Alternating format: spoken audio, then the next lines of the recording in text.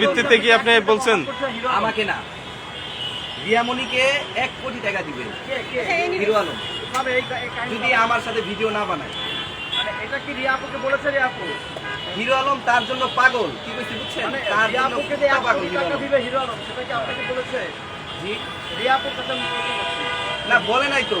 সে যে প্রশ্ন করতে এটা আমি বললাম, এটা ওই মিথ্যা কথা কথা। পরিপ্রেক্ষিতে ও বলবো। আচ্ছা আচ্ছা। ও তো বলে নাই আসলে 50 লাখ আমি টাকা তো বলি নাই।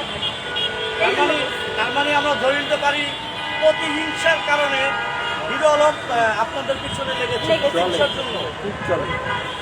কি দেখে জল একটু যদি আমাদের ভিডিও ভিডিও করে দেখাতেন যদি ভিউ বেশি চাই, ভিডিও ভিউ বেশি চাই। আমার কন্টেন্ট ভালো, ক্যামেরা কন্টেন্ট নিয়ে আমি কাজ করি। আমি একটার পর একটা দিয়ে যাচ্ছি, একটার পর একটা দিয়ে যাচ্ছি। সে কেন পারতেছে না? সে 20টা না, এক সময় নিলেও পারবে না। ঠিক আছে, আমাদের ওই যোগ্যতা আছে, আমরা করতে আজান পারবো। দিচ্ছে মনে হয় না, আমরা অফ করি আজান।